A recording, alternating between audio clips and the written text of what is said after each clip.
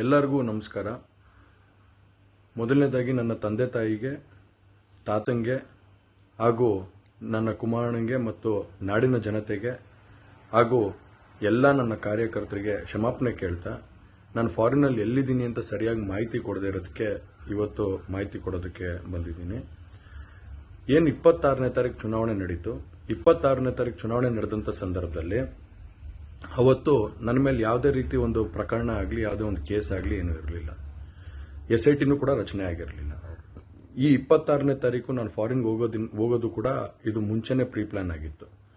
ಹಾಗಾಗಿ ನಾನು ಫಾರಿನ್ಗೆ ಹೊರಟಾದ ಮೇಲೆ 3-4 ದಿನದ ನಂತರ ನಾನು ಯೂಟ್ಯೂಬ್ ನೋಡೋವಂಥ ಸಂದರ್ಭದಲ್ಲಿ, ನ್ಯೂಸ್ ಚಾನೆಲ್ ನೋಡೋವಂಥ ಸಂದರ್ಭದಲ್ಲಿ ನನಗೆ ಈ ಮಾಹಿತಿ ದೊರಕುವಂಥ ಕೆಲಸ ಆಯಿತು. ಮಾಹಿತಿ ದೊರಕಿದ ಮೇಲೆ ನಂತರ SITನೂ ಕೂಡ ಏನು ಒಂದು ನೋಟಿಸ್ ಕೊಡೋವಂಥ ಕೆಲಸ ಮಾಡಿತು. ಆ SIT ನೋಟಿಸ್ಗೂ ಕೂಡ ನಾನು ಎಕ್ಸ್ ಖಾತೆ ಮುಖಾಂತರ ಮತ್ತು ನನ್ನ ಲಾಯರ್ ಮುಖಾಂತರ ನಾನು 7 ದಿನ ಸಮಯ ಅವಕಾಶ ಕೇಳಿದ್ದೆ.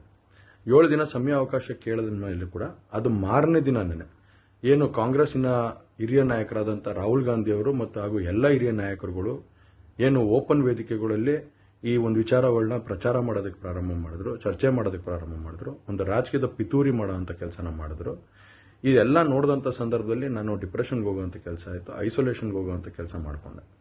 ಹಾಗಾಗಿ ನಾನು ಮೊದಲನೇದಾಗಿ ನಿಮ್ಮೆಲ್ಲರನ್ನೂ ಕ್ಷಮಾಪಣೆ ಕೇಳಿದೆ, ದಯವಿಟ್ಟು ಕ್ಷಮಿಸಿ ಅಂತ ಕೇಳಿದೆ ನಾನು.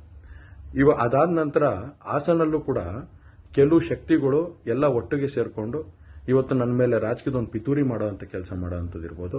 ರಾಜಕೀಯವಾಗಿ ನಾನು ಏನು ಬೆಳೀತಾ ಇದ್ದೀನಿ, ನನ್ನ ಕುಗ್ಗಿಸ್ಬೇಕು ಅನ್ನೋ ಒಂದು ರೀತಿಯಲ್ಲಿ ಇವತ್ತು ಏನೇನೋ ಒಂದು ಪ್ರಕರಣಗಳಲ್ಲಿ ಅವರು ಎಲ್ಲರೂ ಕೂಡ ಒಂದು ಭಾಗಿಯಾಗುವಂಥ ಕೆಲಸಗಳನ್ನ ಮಾಡಿಕೊಂಡ್ರು. ಹಾಗಾಗಿ ಇವನ್ನೆಲ್ಲ ನೋಡಿದಂಥ ಸಂದರ್ಭದಲ್ಲಿ ಇದ್ದಿದ್ದು ಇನ್ನೂ ಒಂದು ಆಘಾತ ಆಗೋಂಥ ಕೆಲಸ ಆಗಿ ನಾನೇ ಒಂಚೂರು ದೂರ ಇದ್ದೆ. ಹಾಗಾಗಿ ಯಾರು ಕೂಡ ಇದ್ರ ಬಗ್ಗೆ ತಪ್ಪು ತಿಳಿಯೋದು ಬೇಡ. ನಾನೇ ಖುದ್ದಾಗಿ ಶುಕ್ರವಾರ ಏನು 31ನೇ ತಾರೀಕು 10 ಗಂಟೆಗೆ SIT ಮುಖಾಂತರ SIT ಮುಂದೆ ಬಂದು ನಾನು ಸಂಪೂರ್ಣ ಈ ಇನ್ವೆಸ್ಟಿಗೇಷನ್ಗೆ ಸಹಕಾರ ಕೊಡೋ ಮುಖಾಂತರ ನಾನು ಇದಕ್ಕೆ ಸರಿಯಾದ ರೀತಿಯಲ್ಲಿ ಉತ್ತರ ಕೊಡೋಂಥ ಕೆಲಸನ ಮಾಡ್ತೀನಿ. ಹಾಗೆ ನ್ಯಾಯಾಲಯದ ಮೇಲೆ ನನಗೆ ನಂಬಿಕೆ ಇದೆ. ಖಂಡಿತವಾಗ್ಲೂ ಕೂಡ ನಾನು ಈ ಒಂದು ಏನು ಸುಳ್ಳಿನ ಪ್ರಕರಣಗಳಿದಾವೆ, ಈ ಸುಳ್ಳು ಪ್ರಕರಣದಿಂದ ಆಚೆ ಬರೋಂಥ ಕೆಲಸನ ನ್ಯಾಯಾಲಯದ ಮುಖಾಂತರನೇ ಮಾಡ್ಕೋತೀನಿ ಅನ್ನೋ ಒಂದು ನಂಬಿಕೆ ನನ್ನಲ್ಲಿ ಏನಿದೆ. ಹಾಗೂ ದೇವರ ಆಶೀರ್ವಾದ ಮತ್ತು ಜನರ ಆಶೀರ್ವಾದ, ನನ್ನ ಕುಟುಂಬದ ಆಶೀರ್ವಾದ ನನ್ನ ಮೇಲೆ ಇರಲಿ. ಖಂಡಿತವಾಗ್ಲೂ ನಾನು ಈ 31ನೇ ತಾರೀಕು ಶುಕ್ರವಾರ ನಾನು SIT ಮುಂದೆ ಬರ್ತೀನಿ. ಬಂದ ನಂತರ ನಾನು ಇದಕ್ಕೆಲ್ಲದಕ್ಕೂ ಕೂಡ ಇದಕ್ಕೆ ತಲೆ ಎಳೆಯುವಂಥ ಕೆಲಸನ ಮಾಡ್ತೀನಿ. ನನ್ನ ಮೇಲೆ ನಂಬಿಕೆ ಇರಲಿ ಅಂತ ಹೇಳಿ ನಿಮ್ನೆಲ್ಲರನ್ನೂ ಕೋರ್ತಾ ನಾನು ಧನ್ಯವಾದ ಹೇಳಕ್ಕೆ ಇಷ್ಟಪಡ್ತೀನಿ. ಧನ್ಯವಾದ.